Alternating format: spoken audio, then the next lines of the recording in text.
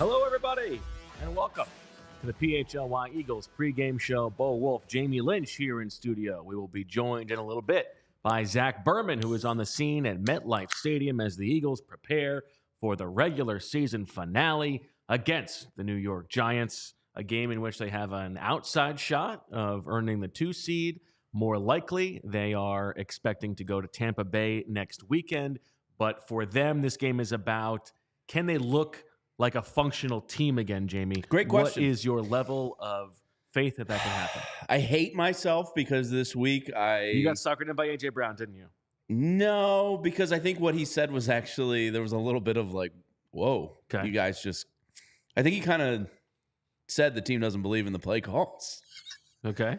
I mean, by saying we went off script at the most important time of the game and Sirianni had to cover for them, I think he was kind of saying like, yeah, we didn't really trust them there, so we did our own thing. And I think that was the lead that got buried under it all. Anyway, no, not bought in by that at all. I'm going to just hang it on pride. Like, it's the New York Giants. They're not very good. I think this team over the past 10 years has responded very well for the most part when adversity hits, when their backs are against the wall. And I know they've had that opportunity the last 3 weeks, but it feels like this is a good chance to not right the ship, because I don't think anybody's going to buy that it's righted. But I think calm the waters a little bit. So do you think this game matters for how they perform next week? Yes, I do. And what do you need to see? Just clean football, like don't shoot yourself in the foot. Don't make it harder than it has to be. Make the plays that are there to take. Don't force things. Like, just kind of get back to the basics and like just try to put one foot in front of the other here. And I do think it's as Bob would say, baby step to the bus, baby step to the office. Like, this is just a baby step to the playoffs. It's not huge, but it would be nice to see something. Now, obviously, the Eagles need the Commanders to upset the Dallas Cowboys in Maryland if they're going to have a chance to get the 2 seed. Unlikely. Still, I think for me, Jamie, the things that I want to see the defense look just like normal bad. Yeah. And like guys know what positions they're supposed to be in. A little bit less like freneticism at the snap, not knowing where guys are supposed to be. Now, there are going to be some players that they are missing in this game. We'll get to that in a second. But like the defense, if they can just be okay, I think that will be a bit of a step forward. We have been saying for over a month now, finally the defensive line must show up at this point, right? Against a Giants offensive line that is not very good, except at left tackle. You should have a chance to do that again. I am not holding my breath to see that, but that would be nice. That would be a positive sign. And then on offense, I just want to see some clean play in situational situations that we have seen them struggle with the past couple weeks. If they can do that, I'm confident that the offense is still good enough to go into Tampa Bay and win and hold their own the following week. It's the defense for me that needs to show some real signs of life. Yeah, and you bring that up. When's the last time an edge rusher on the Eagles had a sack?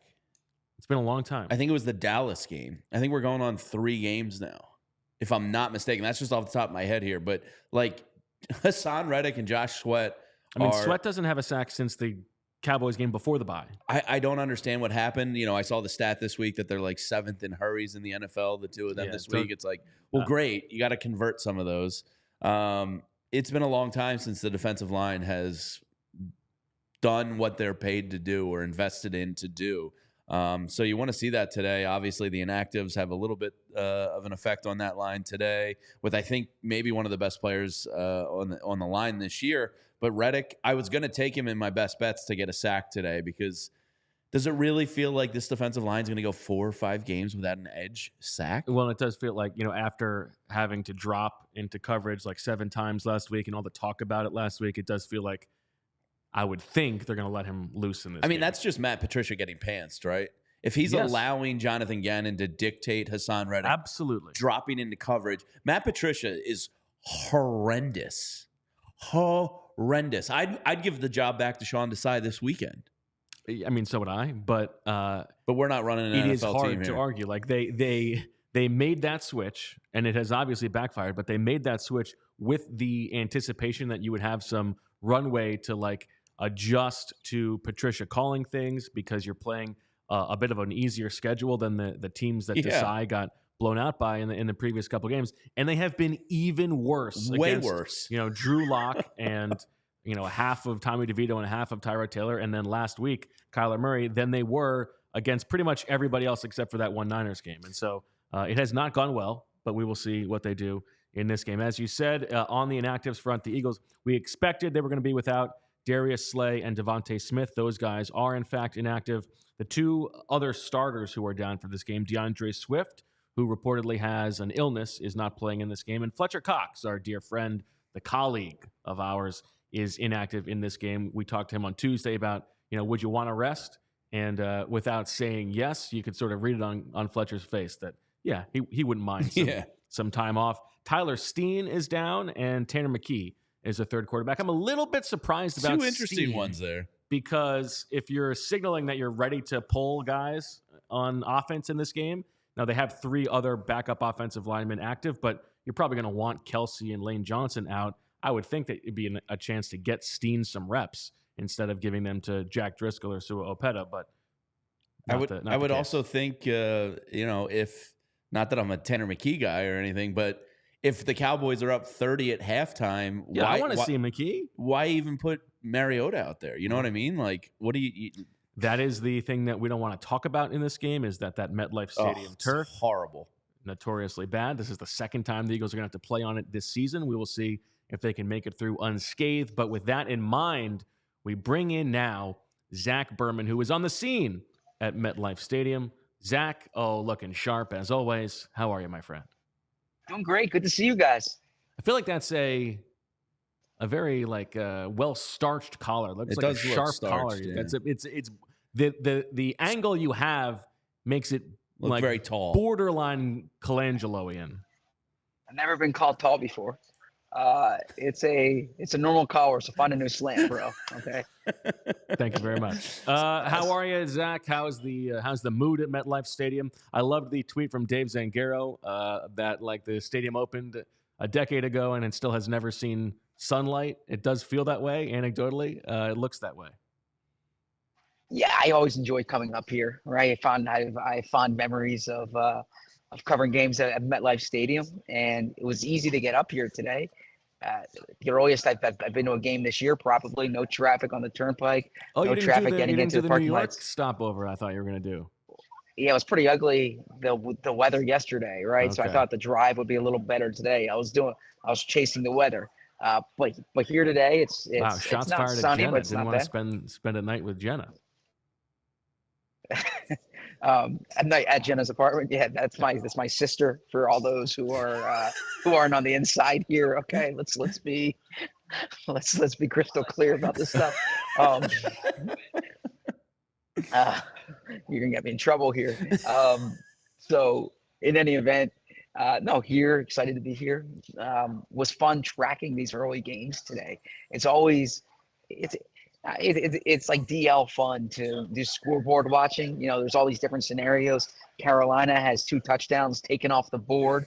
It looked for a period of time there like Carolina might threaten. Maybe the Eagles will be going to New Orleans.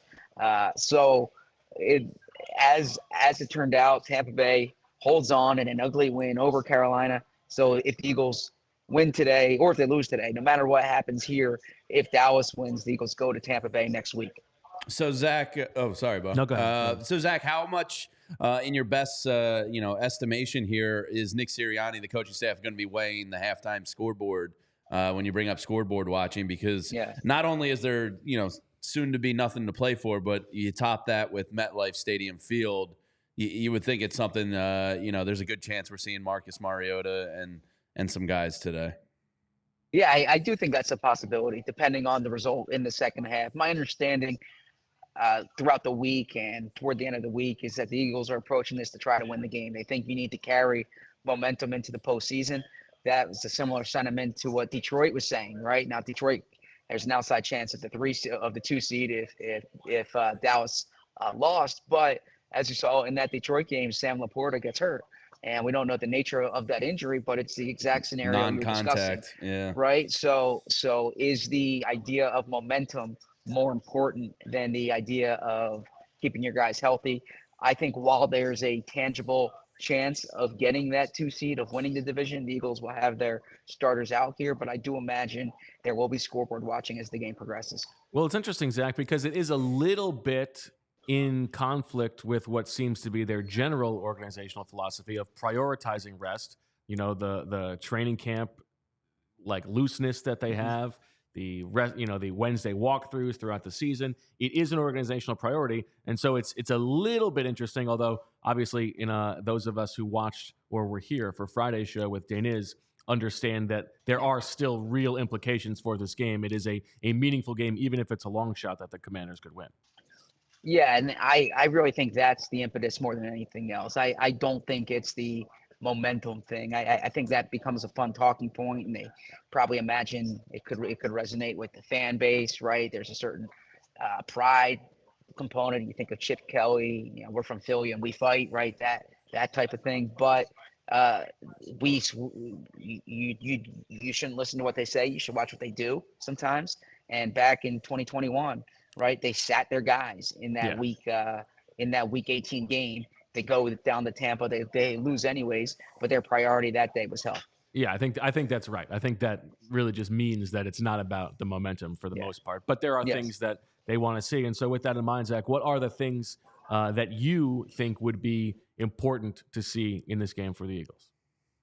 Well, you want to see the defense look like an NFL defense. I think that's the place to start. There's excitement about getting Zach Cunningham back.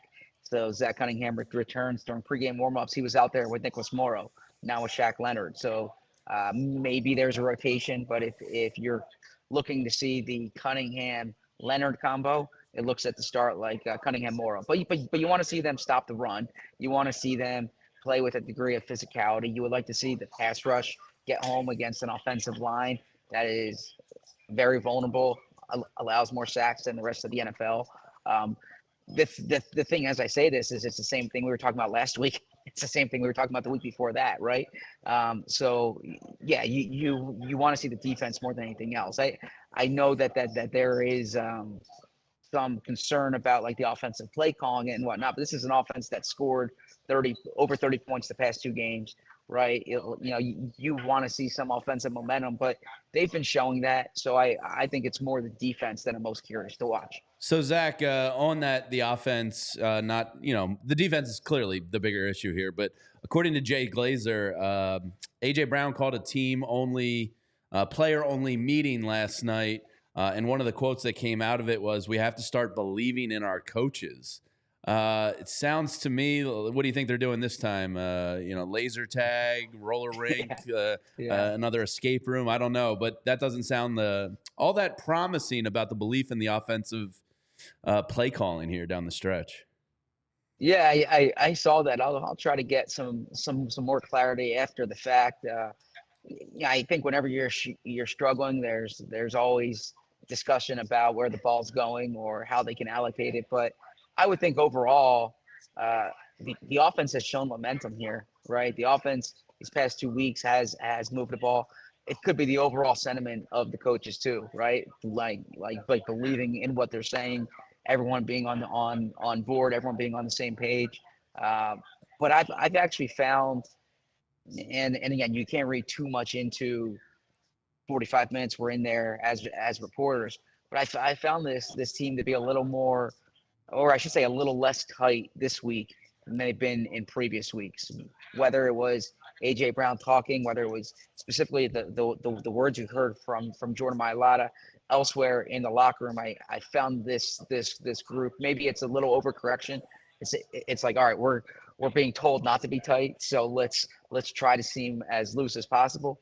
Kind of like when McNabb in Dallas in the playoff game. What was it, 2008, 2009? Mm. Yeah, he does that, and they go on and lose, right?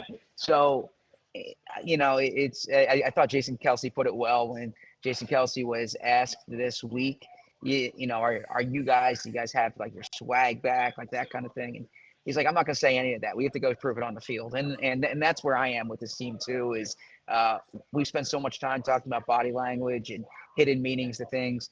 I want to see them stop the opponents on third down and hold a lead. And that's when I will have a better idea of whether this team's ready for the playoffs. Yeah, it feels a little bit like sort of the bubble has burst, right? And like there's no more puffing our chest like how dare we be not respected for how good we are. And like okay, we understand now that this is who we are. As you said, it's time to go prove it ourselves. Let's see if they can do that. With that in mind, Zach, in terms of getting guys back or specific lineup stuff, I know that the most important defensive player in the NFL, Zach Cunningham, will be back in this game.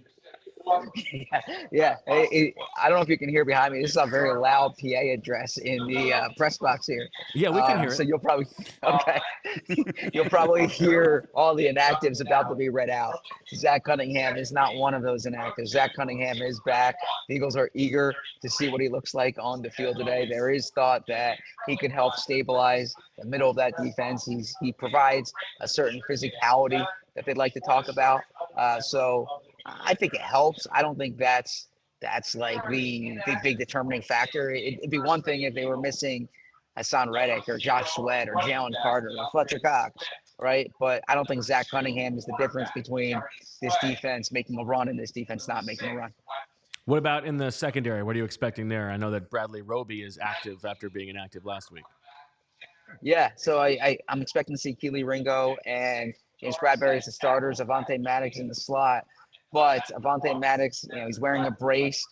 He has been dealing with an elbow injury. And so maybe whether he's on a pitch count or they at least want some insurance there because they did not have that insurance last week. Yeah, and Zach, DeAndre Swift, another one down today. Do we see Rashad Penny? Is it Boston Scott, the New York Giant killer? Or what's your best guess at the rotation today? Yeah, I'm expecting to see some Rashad Penny, but Boston Scott, it always seems to work out, like whether there's an injury in MetLife or they're holding players back, whatever it may be. Boston Scott, I can see him adding to that Giants touchdown total today. So when you're doing your anytime touchdown, maybe a Boston Scott score could make sense. But I do think they're going to mix Penny in. They had him active last week. They have him active again this week. There's one fewer running back. If you're operating under the presumption that they'll have more offensive touchdowns than they had a week ago, then offensive touches, not offensive touchdowns. Sorry, I'm trying to speak over the PA announcer here. Offensive touches, then you will see some Rashad Penny for sure. Rashad Penny, 5 carries on the season. Will he have more carries in this game than he had in the first 17 weeks? Well, I gave you bad advice, I gave you a bad pick last week when I was asked about Rashad Penny. But I'm still going to go with the over-under on Rashad Penny. This is probably the last week that I can do it. Although, what if he has this like 130-yard game, and then the story is, why didn't you, like where has he been? Although I think DeAndre Swift's been pretty good. Fair enough.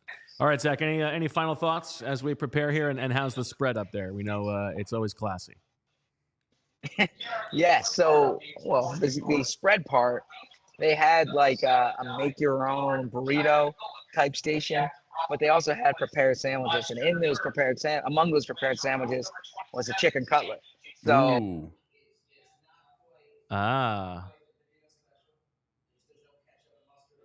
Okay. Up here, I need to try the cutlet, and the cutlet was actually very good. Now, when you say prepared, was it pre-packaged or like they? No, it was on a tray. They had sandwiches on a tray. Okay. Separately from, then they have like a buffet where they have an attendant who serves you the food. Where the attendant serves you the food, it was kind of like a Chipotle where they'll make the burrito or the burrito bowl for you. Wait, I didn't want to wait in the line. Yeah, I have a question here, Zach. Would they make the burrito for you? It was like a pick your own topping? It's like you pick your things, but you don't have to roll it, right? No. It's a good question. My concern is get in that line. Like honestly, that would be better content than the game we might see today. Would be a footage Berman of burrito. Every media member having to fold their own burrito. Yeah. I feel like that would be great stuff. I'm actually I can fold a decent burrito. Yeah? Yeah.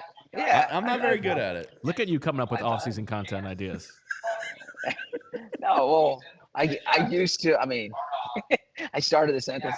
I was a really good swaddler when my kids were babies, and I used to say it's just I like my swaddle game it's just as like well. rolling. It's just like rolling a burrito. Yeah, baby burritos. I did the. I watched all those swaddle videos on YouTube to make sure that my swaddle game was down. That's good. I think it's important to have pride but in your swaddle game. Yeah. for real talk here, like not the food talk. I heard you mention before I came on Tanner McKee. My understanding, and I could be wrong, Tanner McKee's not allowed to play unless the top 2 guys are injured. Right. Right. The designated third quarterback can't get in the game unless the top 2 guys are hurt. Okay. So you won't see Tanner McKee today unless it's like catastrophic. Is this the Eagles. John Lynch rule? Yes. Yeah. It's the effect of last year. Now they could have had McKee active. They could play any of their quarterbacks if he was active. But as the designated third quarterback, he can only go in if the top 2 guys are hurt. But I think the big thing you want to see is to make sure no one gets injured, right? You don't want to be in a situation like we talked about with Sam LaPorta. I remember there was a Week 17 game when Wes Welker tore his ACL, right? You never want to be in a situation where your playoff spot's locked up. The odds are against you of getting that 2 seed, even though there is a 12% chance. And as Professor Selman said, there's greater expected value in this game than a typical regular season game. But you don't want to see a major player go down before the postseason. So you want to see them stay healthy. You want to see some momentum. But I do think they will be following that Dallas-Washington score. And then when are we going to find out the times and dates of the game? I imagine at halftime of the Sunday night game. Is that typically when they do it? I believe that's usually when it happens. Yes. Okay. Yeah. So we do know that the Jaguars won the AFC South. Oh, I'm sorry, not the Jaguars. The Texans won the AFC South. Jaguars blew it. The Texans won the AFC South. So that means the Bills are already in. Is that right? Yes. Yeah. But so the 4-5 game is in the AFC is locked down. Now it's Texans hosting Browns. So if you're trying to speculate, will the Eagles-Bucks be on a Monday night? If that's the game, the 2 games they would consider would be the Texans-Browns or the Bucks-Eagles. So I imagine television ratings would be the impetus for that call. All right, Zach, thank you so much. We will talk to you in the post-game show, and enjoy the game. How's the backdrop, by the way? I was debating what to do about the backdrop. Here you can see the problem with the MetLife it's okay. parking lot. The problem with the backdrop is we're getting the reflection of the lights on that glass. Okay. Yeah. I wish I was. There you go. There. That gives you. You can see all the way back there. I was. That's good. It's good that you made us continue the interview for this. I think that's helpful. I was sharing the story in the press box of the history of MetLife Stadium. So I always love coming up here. Yeah, you are the only one. I'll talk to you guys after the game. All right. Thank you, Zach. Jay Speakman, by the way, a man who I definitely cannot swaddle. A man who he does not respect the burrito. Person, yeah. I mean, and that was my first question was, are all these people going to have to, because I'd much prefer somebody to roll my burrito for me. 100%. It's not even a question. Yeah, absolutely. It's a mess. I'd be falling all over the place. Yeah. You know what I feel like? I like the because I'm going to continue on the non-football stuff here just to upset the people who want nothing but football for a Week 18 game. I like the where did they go instead of the escape room with with AJ Brown line of thinking. To me, the right cousin for like next step from the escape room is like painting with a twist. Oh, Trey Thomas owns one of those. Does he? Yes, over in Cherry Hill. So the alumni network is there. There you go. They could have done it. They could have gotten the whole studio. Yeah. Now painting with a twist. I mean, I don't think you want to go roller skating this time of the year because of the wrist injuries. Sure, you can't be risking injury. Yeah. Laser tag, you would think. Doable, yeah. In one of those urban air parks, where you can trampoline it up. But again, risk of injury. Sure. Yeah, a lot of these things. Golf simulators, I guess you could golf simulators, good. Yeah. Like Chuck E. Cheese, play some. AJ can jump in the ball pit. Yeah. Whee! There you go. Yeah. All right, let's get to your best bets, Jamie, because you've been raking in money all season long. Let's close it out. Yeah, let's try to end strong here. Now, tough for this game because nobody knows how much the Eagles are going to play their starters. Not a lot of Eagles player lines listed. Yeah, there wasn't. I originally wanted to go with Haason Reddick over sacks, but I couldn't find it, so I had to divert. I am going to go with the New York Giants slayer, Boston Scott. Anytime touchdown score for those odds and this track record, plus 340 is pretty damn appealing to me. So I'm going to go with that. And then Jalen Hyatt, the rookie out of Tennessee, he just feels like a guy that's going to kill the Eagles. Like I can just hear it like bouncing around my head. I can absolutely see that. Yeah, so I think 22.5 yards is really low. You got to lay a little bit there with the minus 140 to get it. But I see Jalen Hyatt going for like at least 45 yards today. I mean, it takes one catch. He's a deep threat. I kind of like that. I went with an A.J. Brown touchdown in this game, plus 125. And then, listen, this is a ridiculous game to begin with, and I'm going to make a bet that I would never make anyway. I'm also not actually going to make this bet, but this is the one I'm making. First Giants drive. It's going to be a field goal made. They're going to move the ball a little bit on the plus 550. That's spicy. Yeah. That might be your spiciest of the year. You saved it for week 18. Why not? Yeah. It's not real money. So we're just going to go with that. All right, Jamie, what are your final thoughts on how this game plays out? And what do you think? Do you think that the Commanders put up a fight against the Dallas Cowboys? I oddly do think they're going to put up a little bit of a fight. So at halftime, I think it's going to be one of those things where the starters have to come back out. I think I agree with that. I think it was week 18 last year that the Commanders beat the Cowboys, didn't they? Is that right? Different circumstances, but like it's not like Dallas ever chokes. So I think that's going to be a little bit of a game. I think the coaches are going to have to watch it in the second half with when to pull the starters and all that. I do think the Eagles offensively are going to be fine. Defensively, man, you got to be able to hold Tyrod Taylor to under 24 points, right? Like that just has to be the goal today. Can they do it? I have no fucking idea anymore. I'm lost with this team, but yes, I think they win. I'm going to go Birds 31, Giants 21. Okay. I'm going to say that the Commanders are within enough striking distance that the Eagles have to keep playing their guys until like late third. Early fourth, mid fourth. And so the Eagles are still like not blowing the Giants out. They're up by like 7 points or something like that. The defense is not doing a great job, but a slight tick up better than how could it be worse than last week? Yeah. And then the Giants win the game at the end. Wow. Because the Eagles have pulled their players. The Cowboys are running away with things. And the Giants win 28-27. Wow. All right.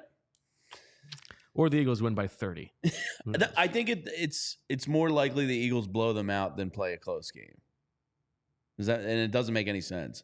But that's just what my gut told me. Who knows? Let's just find out if they can show up and like do something interesting. Can they be a competent defense? For once. Let's see if they can be competent. We look forward to finding out, and we will talk to you about it after the game right here on PHLY. So for Zach and Julia and Jamie, we thank you for listening and watching. We'll talk to you after the game. And as always, except for Jay, we love you. We all silly like the mayor.